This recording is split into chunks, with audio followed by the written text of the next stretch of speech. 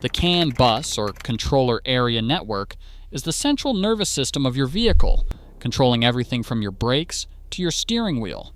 This internal network sits practically unprotected, which means police can now stop your car while you are driving by simply injecting shutdown codes into the system. They are not the only ones who know how to do this. This is the story of how a protocol designed in 1983 became the backbone of every modern automobile, how thieves learned to exploit it with $10 worth of components hidden inside a Bluetooth speaker, and how law enforcement turned your car into the most powerful surveillance device you never knew you owned. It starts in a lab in Stuttgart, Germany. In 1983, an engineer named Uwe Kienke at Robert Bosch GmbH began developing a new way for the electronic components inside a car to talk to each other. At the time, vehicles were becoming increasingly computerized, and every new feature meant more wiring, more weight, more complexity. Kienke and his team, including Siegfried Dias and Martin Litschel, envisioned a single, shared communication line, a digital nervous system that would let every electronic module in the car exchange messages on one network. In February 1986, they introduced their creation at the Society of Automotive Engineers Congress in Detroit. They called it the Controller Area Network, or CAN bus. Intel released the first CAN controller chip in 1987. Mercedes-Benz put it into production S-Class vehicles by 1991. The ISO published a formal standard in 1993. And by 1996, every car and light truck sold in the United States was required to use OBD2 diagnostics. By 2008, CAN became mandatory for all new American vehicles under NHTSA regulations. Today, a modern automobile may have as many as 70 electronic control units connected through this network. Your engine, transmission, anti-lock brakes, power steering, airbags, cruise control, windows, mirrors, infotainment system, and if you drive a hybrid or electric vehicle, your entire battery management system all communicate through CAN bus. The newer CAN FD protocol offers faster data rates, but maintains the same fundamental security vulnerabilities. Here is the fundamental problem. The protocol was designed in the 1980s, before anyone imagined cars would connect to the internet. Can messages carry no authentication, no encryption, and no verification that a message actually came from the module it claims to come from? Any device connected to the network can send any command to any system, which means if you can access the wires, you can control the car. Here's what I want you to sit with for a second. Before I keep going, if your car can be controlled by anyone who reaches the wires behind your headlight, does it really belong to you? Or are you just the person paying the insurance on a machine that answers to whoever gets there first? Drop it in the comments. And if you want to know what comes next, hit subscribe and turn on the notification bell, because the next video pulls on a thread most drivers have never thought twice about. Every time you breeze through a toll booth, your transponder is broadcasting a signal. The internet says those overhead gantries can shut your engine down. The truth is, stranger. Your EZ Pass cannot stop your car, but something on those same highways already can.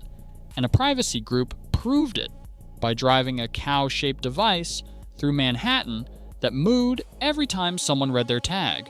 That video drops next week.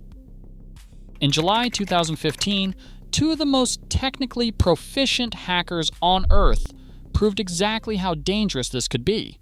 Charlie Miller, a former National Security Agency hacker, and Chris Valasek, a security researcher who would go on to become director of cybersecurity at Cruise, remotely hijacked a Jeep Cherokee while it was driving on a highway outside St. Louis. They accessed the vehicle through its cellular connected infotainment system, pivoted to the CAN bus, and took control of the steering, the brakes, and the transmission.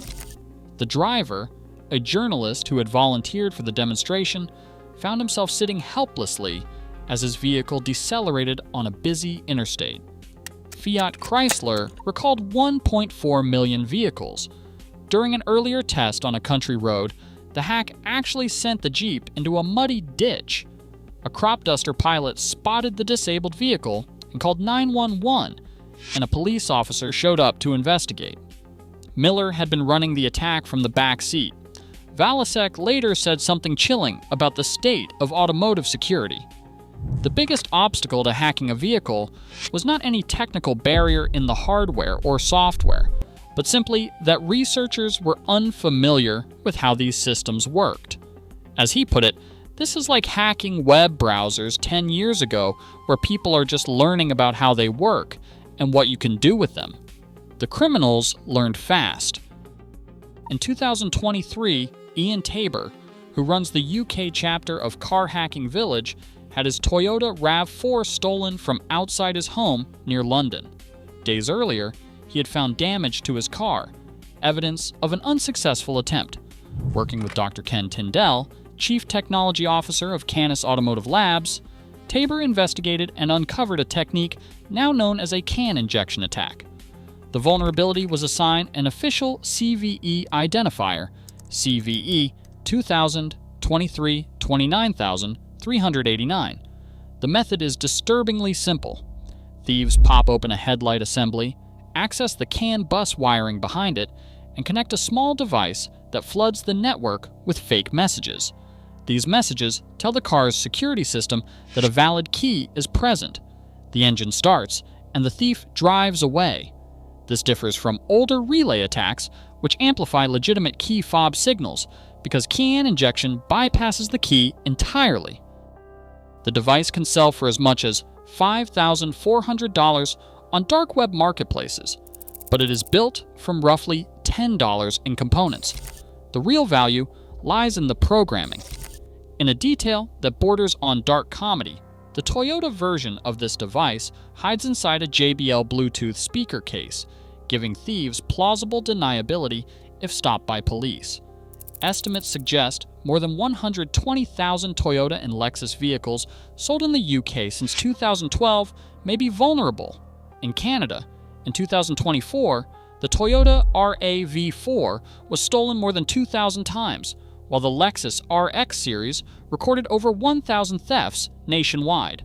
Based on intelligence from 2024 and 2025, CAN injection attacks are projected to become the #1 vehicle theft method by 2026. But here is where the story takes its most unsettling turn. The same vulnerability that lets thieves steal your car also lets law enforcement read your life. Berla Corporation launched a vehicle forensics tool in 2013 that could extract data from 80 car models. Today, that number exceeds 14,000. Berla's technology allows investigators to pull text messages, GPS location history, emails, call logs, photographs, videos, contact lists, social media feeds, and data as granular as when a car door opens and closes. In a murder case in Kalamazoo County, Michigan, detectives spent more than 2 years investigating the death of Ronald French without making an arrest. Then they discovered digital vehicle forensics. They returned to French's 2016 Chevy Silverado and extracted time-stamped recordings from the hands-free system. Someone had been playing Eminem through the truck's speakers at the time of the murder, and the voice was identified by family members as belonging to Joshua Wessel, a man who used to work on cars with French. U.S. Customs and Border Protection paid more than $450,000 for 5 Berla forensic kits, while a sheriff's department in San Antonio acquired the technology for just $15,000. Berla's chief executive officer, Ben Lemire, has stated publicly that his company assisted in virtually every major terrorism investigation in recent years, including the Paris bombings, the Chattanooga shooting, and San Bernardino. 99% of registered vehicles in the United States now carry event data recorders, devices embedded beneath the carpeting that continuously measure speed, braking, acceleration, steering input, and crash forces. 90% of new vehicles sold are connected, constantly registering with cell towers and transmitting data even when parked, even when the owner has no active subscription to any connected service. New UNECE regulations, R155 and R156, require cybersecurity management systems for vehicles sold in Europe starting 2024, though most security frameworks like AUTOSAR SecOC are still in development. Cars in the United States generate 25 gigabytes of data per hour. The average American spends 728 hours per year in a vehicle, which means your car knows where you went, how fast you drove, who you called, what you texted, and what music you played while doing it. The legal protections are thinner than you might think. Only 5 automakers, GM, Ford, Honda, Stellantis, and Tesla, require a warrant before handing location data to law enforcement. Only Tesla notifies owners about government demands. The automobile exception to the Fourth Amendment, the same legal doctrine that lets police search your trunk for drugs without a warrant, may well extend to the computer systems inside your car. The CAN-bus system was an engineering marvel of the 1980s, a protocol so elegant and efficient that it now operates in boats, farm equipment, aircraft, and even spacecraft.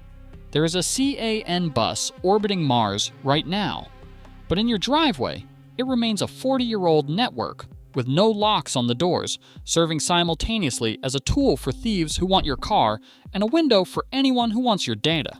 The only question left is, who gets there first? If you want to know how the police can now stop your car while you drive, and how a $10 part can silently destroy your engine, those videos are on your screen right now. Subscribe, and thanks for watching.